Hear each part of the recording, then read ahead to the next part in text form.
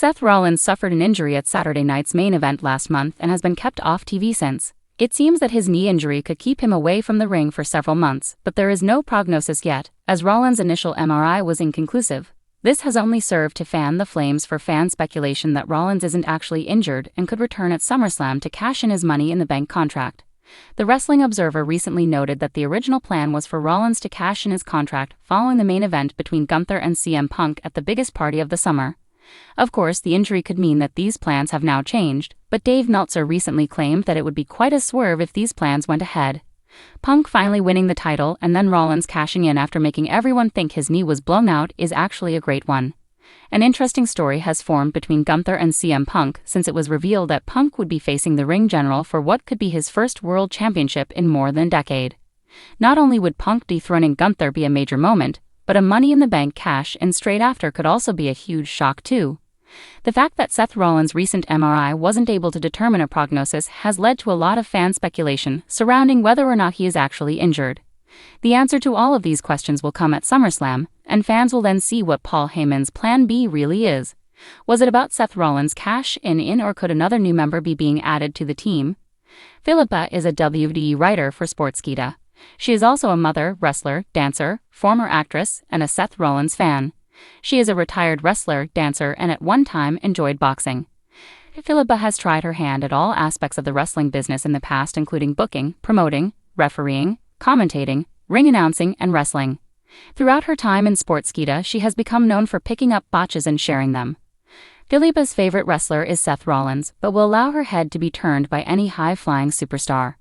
She also once had a dream that Drake Maverick was her father. This is yet to be confirmed by the man himself. Outside of the world of spandex and screwjobs, Philippa likes to watch football, supports Stoke City, and is a huge fan of Judd Trump. In recent weeks, speculation has intensified around the future of Seth Rollins and the status of the original plans for his historic Money in the Bank cash-in. Wrestling insiders have revealed that the original blueprint for Rollins' iconic 2015 briefcase win and subsequent WrestleMania 31 cash-in may not have been the only version considered at the time, and surprisingly, elements of those unused plans might still be relevant in WWE's current creative direction. According to sources close to WWE creative from that era, the original idea was not for Rollins to cash in at the end of the WrestleMania main event between Brock Lesnar and Roman Reigns. Instead, there were early discussions about Rollins announcing his cash in ahead of time, potentially for a high-profile singles match against Lesnar at a B-level pay-per-view. This scenario would have painted Rollins more as a cunning strategist rather than the opportunist he ultimately portrayed. The dramatic heist of the century that fans witnessed was reportedly a later edition, conceived only a few weeks before WrestleMania 31 itself.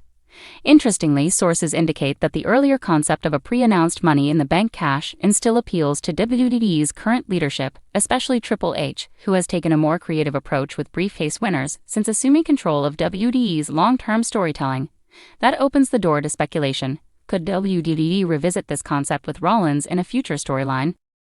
Rollins, who has become one of the most dependable and popular main event-level stars in WWE, is currently navigating a comeback storyline following a long-standing knee injury. While his return timetable remains undisclosed, some internal WWE pitches have floated the idea of Rollins once again being involved in a major Money in the Bank angle, either as the target or even, in a twist, as a surprise holder of the briefcase. This comes amid rumors that WWE is considering reimagining the Money in the Bank briefcase dynamic entirely. Rather than limiting it to emerging stars, some believe the company might use the gimmick to create shock value narratives for veterans or returning superstars. The traditional underdog formula isn't the only way to use the briefcase anymore, said one backstage source. With the right story, it can be a tool to elevate rivalries to the next level, or even tie together long-running arcs that have been simmering for years. Rollins' rivalry with Roman Reigns, still one of the most emotionally charged feuds in WWE, could be reignited using a twist involving the briefcase. Fans recall that Rollins was the one who broke up the Shield, setting off a chain of events that eventually led to Reigns' transformation into the Tribal Chief. A Rollins cash-in against Reigns in the current bloodline-dominated landscape would not only echo the original WrestleMania 31 finish, but amplify it in a way that reflects nearly a decade of character evolution. In fact, one pitch that reportedly made its way to the WWE writing team involved a scenario where Rollins returns unannounced at a major pay-per-view, possibly Survivor Series or even the Royal Rumble, and reveals that he acquired the Money in the Bank contract off-screen. The explanation would be tied into a larger mystery arc involving backstage politics, secret deals, or even corporate manipulation, giving Rollins a complex, morally ambiguous role. In this story, the briefcase becomes more than just a prop. It becomes a symbol of WWE's blurred lines between heroism and opportunism. This kind of storyline would not be without precedent. WWE has, on rare occasions, had briefcase holders lose or transfer their contract through unorthodox means. The 2019 storyline involving Brock Lesnar acquiring the briefcase from an unsuspecting Sami Zayn was one example. WWE's history shows that the rules of the Money in the Bank contract are deliberately flexible, allowing creative freedom when a fresh idea has enough momentum. If WWE follows through with the idea of revisiting the original Rollins plans in a modern context, the company would essentially be rewarding long-term fans who have followed his journey since the Shield days. Rollins has continuously proven himself to be one of WWE's most versatile performers, seamlessly adapting from heel to face, from architect to visionary, and now potentially into a role that blends elements of both. What adds fuel to the rumor mill is Rollins' own cryptic behavior on social media. In recent months, the former world champion has posted several throwback photos and videos from the night of WrestleMania 31. Combined with interviews in which he hinted at unfinished business and teased going back to where it all started, fans and insiders alike are beginning to wonder whether these clues are part of a larger build-up to a monumental return storyline.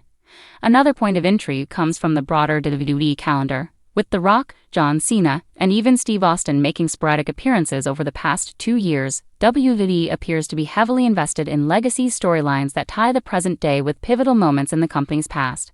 Seth Rollins, whose character bridges the post-Cena era to the current bloodline-centered era, fits perfectly into this thematic structure. A redux of the Money in the Bank angle, especially if framed as Rollins reclaiming control over his narrative, would offer compelling television in both nostalgic and forward-looking ways. As of now, there has been no official confirmation from WWE about plans involving Rollins and the Money in the Bank briefcase. However, the company has become increasingly secretive about its top storylines in recent years, especially under Triple H's creative leadership. Storylines are often kept under wraps until the very last minute to avoid leaks and preserve surprise elements.